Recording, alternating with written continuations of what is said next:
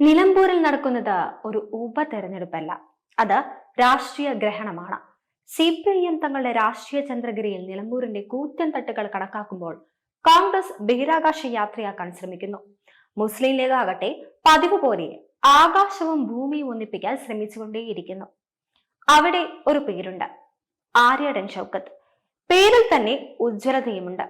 ആര്യാടൻ മുസ്ലിം ലീഗിന്റെ പാരമ്പര്യത്തിന് ശബ്ദം, ഷൗക്കത്ത് അതിന് തിളക്കം. പക്ഷേ ഇപ്പോഴത്തെ അവസ്ഥയിൽ ഈ തിളക്കം ഒരു പഴയ ട്യൂബ് ലൈറ്റിനെ പോലെ കണക്ഷൻ കിട്ടിയാലും വേണമെന്നില്ല.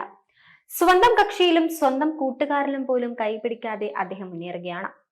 മറ്റെവിടെയോ സ്വരാജ് എത്തുന്നു. സ്വരാജ്, ഇടതുപക്ഷത്തിന്റെ ലാലാ സിംഗ് ചദ്ദ. ഒരിക്കലും തോൽക്കാത്ത നീളമുള്ള പ്രസംഗങ്ങൾ, ജാതി മതേതര വിശ്വാസങ്ങളുടെ ഐക്യദാർഢ്യം ഒക്കെ. പക്ഷേ ഇളക്കിക്കിളി പറഞ്ഞതുപോലെ ചെറുവാപ്പൻ തന്നെ വലിയ വാപ്പനാകുമോ എന്നാണ് പൊതുജനം ചേർത്ത് നോക്കുന്നത്. UDF ക്യാമ്പിൽ നിന്ന് പാറിയ ചില നേതാക്കളാകട്ടെ ലീഗിന്റെ കുഞ്ഞാടുകളെ തങ്ങളെ തന്നെ കയറി പിടിച്ച കാടായി കാണുന്നു. അപ്പോൾ ചിലർ VD സതീശന് വേണ്ടി, ചിലർ ചെന്നിത്തലയ്ക്ക് വേണ്ടി, ചിലർ വിഷ്ണുനാഥനായി, ഇനിയും ചിലരാകട്ടെ മോഹൻലാലിന് വേണ്ടി പോലും നിലപാടെടുത്തിട്ടുണ്ടാവും. എന്നാൽ പാർട്ടിയാണോ പന്തുകളിയാണോ എന്ന് ആർക്കും ഇതുവരെ മനസ്സിലാവുന്നുമില്ല. സത്യത്തിൽ നിലമ്പൂരിലെ ഉപതെരഞ്ഞെടുപ്പിന്റെ പശ്ചാത്തലത്തിൽ UDF നടക്കുന്നത് ഇപ്പോൾ അസാധാരണ നീക്കങ്ങളാണ്. ആര്യാടൻ ഷൗക്കത്ത് പരാജയപ്പെട്ടാൽ പ്രതിപക്ഷ നേതൃത്വ സ്ഥാനത്ത് നിന്നും VD സതീശൻ മാറണമെന്ന ആവശ്യം മുസ്ലിം ലീഗ് തന്നെ മുന്നോട്ട് വയ്ക്കുമെന്നാണ് ലഭിക്കുന്ന വിവരം. ലീഗ് നേതാക്കളുമായി നിരന്തരം ആശയവിനിമയം നടത്തിവരുന്ന കോൺഗ്രസിലെ ഒരു വിഭാഗം നേതാക്കൾ തന്നെയാണ് ഇത്തരമൊരു നീക്കത്തിനും അണിയറയിൽ ചരട് വലിക്കുന്നതും. സ്വരാജ് സ്ഥാനാർത്ഥിയായി വന്നതും UDF നേതൃത്വം ജമാഅത്തെ ഇസ്ലാമിയുടെ അടക്കം പിന്തുണ സ്വീകരിച്ചതും ഇടതുപക്ഷം പ്രചരണ രംഗത്ത് തുറുപ്പുചീട്ടായി ഉപയോഗിക്കുന്നുണ്ട്. UDF സ്ഥാനാർത്ഥിക്ക് വിനിയാകുമോ എന്നാണ് ഒരു വിഭാഗം UDF നേതാക്കൾ സംശയിക്കുന്നത്. ജമാഅത്തെ ഇസ്ലാമിയുടെ വോട്ട് വേണ്ടെന്ന് പറയണമായിരുന്നു എന്ന നിലപാടുള്ള നിരവധി നേതാക്കൾ ലീഗിലും കോൺഗ്രസിലുമുണ്ട്. എന്നാൽ ഇവർ പോലും പരസ്യമായി പ്രതികരിക്കാൻ പറ്റാത്ത സാഹചര്യമാണ് നിലവിലുള്ളത്. ഈ മൗനം പക്ഷേ ആര്യാടൻ ഷൗക്കത്ത് പരാജയപ്പെടുകയാണെങ്കിൽ വൻ പൊട്ടിത്തെറിയിലേക്കാണ് മാറാൻ പോകുന്നത്.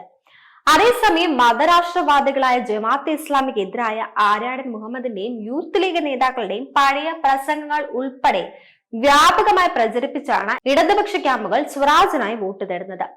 തീവ്ര മതവാദികൾ ഏത് വിഭാഗമായാലും അവരെ മനുഷ്യരായി പോലും കണക്കാക്കില്ലെന്നും അത്തരക്കാരുടെ വോട്ടുകൾ വേണ്ടെന്നും പറഞ്ഞ സ്വരാജിന്റെ പ്രതികരണങ്ങൾ ഇതിനകം തന്നെ സോഷ്യൽ മീഡിയയിൽ വൈറലാണ്. മതനിരപേക്ഷ വോട്ടുകളാണ് പ്രധാനമായും ഇടതുപക്ഷം ലക്ഷ്യമിടുന്നത്.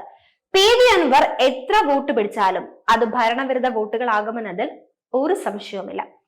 ആര്യാടൻ ഷൗക്കത്തിന് കിട്ടേണ്ട വോട്ടുകളിലാണ് പ്രധാനമായും ചോർച്ച ഉണ്ടാവുകയെന്നാണ് ഇടതുപക്ഷം കരുതുന്നത്. സ്വരാജ് നിലമ്പൂരിൽ അട്ടിമറി വിജയം നേടിയാൽ PV അൻവറിന്റെ UDF പ്രവേശനത്തിന് പിന്നെ തടസ്സമുണ്ടാവുകയില്ല. തോൽവിയുടെ ധാർമ്മിക ഉത്തരവാദിത്വം ഏറ്റെടുത്ത് പ്രതിപക്ഷ നേതൃത്വ സ്ഥാനവും സതീശന് രാജിവെക്കേണ്ടതായും വരും. ഇത്തരമൊരു ഘട്ടത്തിൽ പ്രതിപക്ഷ നേതൃത്വ സ്ഥാനത്ത് വരാമെന്നാണ് രമേശ് ചെന്നിത്തല കണക്ക് കൂട്ടുന്നത്. സതീശൻ മാറിയാൽ PC വിഷ്ണുനാഥനെ പ്രതിപക്ഷ നേതൃത്വ സ്ഥാനത്തേക്ക് കൊണ്ടുവരണമെന്ന താല്പര്യം കോൺഗ്രസിലെ ഈ വിഭാഗത്തിനുമുണ്ട്. നിലവിൽ KPCC വർക്കിംഗ് പ്രസിഡന്റായ PC വിഷ്ണുനാഥ് മുൻ AICC സെക്രട്ടറി കൂടിയാണ്. നിലമ്പൂരിൽ ഇടതുപക്ഷം വിജയിച്ചാൽ അത് സ്വരാജിന്റെ വ്യക്തിപരമായ വിജയം കൂടിയാണ് മാറുക. കാരണം പാർട്ടി ചിഹ്നത്തിൽ മത്സരിച്ച് നിലമ്പൂർ പോലുള്ള ഒരു മണ്ഡലത്തിൽ ചെങ്കൊടി പാറിക്കുക എന്ന് പറഞ്ഞാൽ അതത്ര എളുപ്പം സാധിക്കുന്ന കാര്യമല്ല. അതുകൊണ്ട് തന്നെ ഇടതുപക്ഷം വിജയിച്ചാൽ അതിൽ സ്ഥാനാർത്ഥിക്ക് കിട്ടിയ വ്യക്തിപരമായ വോട്ടുകളും നിർണായക ഘടകമായിരിക്കും. മുസ്ലിം വോട്ടുകളെ പോലും രാഷ്ട്രീയത്തിന് അതീതമായി സ്വാധീനിക്കാനുള്ള മികവ് സ്വരാജിന്റെ നിലപാടുകൾക്കും പ്രസംഗങ്ങൾക്കുമുണ്ട്. യഥാർത്ഥത്തിൽ ഇതുതന്നെയാണ് UDF കേന്ദ്രങ്ങളും ഭയക്കുന്നത്. സ്വരാജ് വിജയിച്ചാൽ ഇടതുപക്ഷ സർക്കാരിന് മേലുള്ള സകല ആരോപണങ്ങളുടെയും മുനയൊടിയുമെന്നാണ് CPM നേതൃത്വം കരുതുന്നത്. മാത്രമല്ല മൂന്നാം ഇടതുപക്ഷ സർക്കാരിനുള്ള വാതിലും നിലമ്പൂരിലൂടെ തുറക്കപ്പെടും.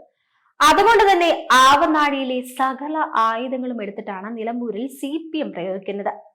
ഇനി നമുക്ക് UDF സ്ഥാനാർത്ഥി ആര്യാടൻ ഷൗക്കത്ത് വിജയിച്ചാലുള്ള അവസ്ഥയൊന്ന് പരിശോധിച്ചു നോക്കാം.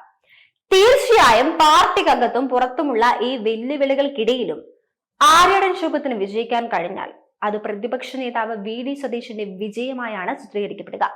കാരണം PV അൻവറിനെ മുന്നണിക്ക് പുറത്തു നിർത്തിയ തീരുമാനത്തിലുള്ള അംഗീകാരം കൂടിയാണത്. അത്തരമൊരു വിജയത്തെ സതീശൻ അനുകൂലികൾ ചിത്രീകരിക്കുക കോൺഗ്രസിലും UDFിലും സതീശന് പിടിമുറക്കാനും കോൺഗ്രസ് നേതാക്കൾ കൂട്ടത്തോടെ സതീശൻ ക്യാമ്പിൽ എത്താനും നിലമ്പൂരിലെ ഒരൊറ്റ വിജയം വഴി സാധിക്കും. 2026 മുഖ്യമന്ത്രി സ്ഥാനാർത്ഥിയായ ലീഗിനും അത്തരം ഒരു സാഹചര്യത്തിൽ സതീശനെ അംഗീകരിക്കേണ്ടതായും വരും. വി ഡി സതീശനെ അംഗീകരിക്കാൻ കഴിയാത്ത കോൺഗ്രസ് നേതാക്കൾ പാർട്ടി വിട്ടു പോകാൻ വരെ നിലമ്പൂരിലെ UDF-ന് വിജയം കാരണമായാൽ പോലും അത്ഭുതപ്പെടാനില്ല. PV അൻവറിന്റെ രാഷ്ട്രീയ ഭാവിയും അതോടെ അവസാനിക്കും.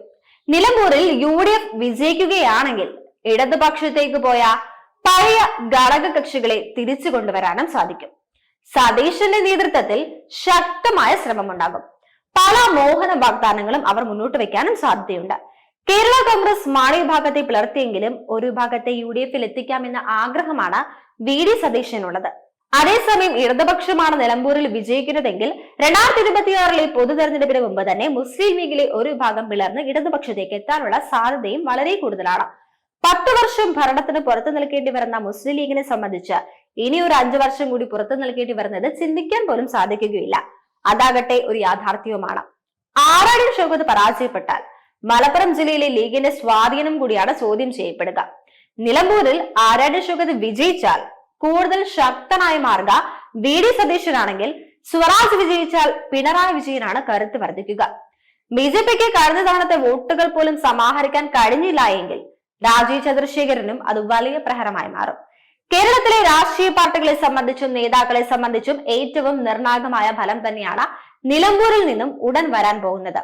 അതാകട്ടെ കൃത്യവും വ്യക്തവുമാണ്.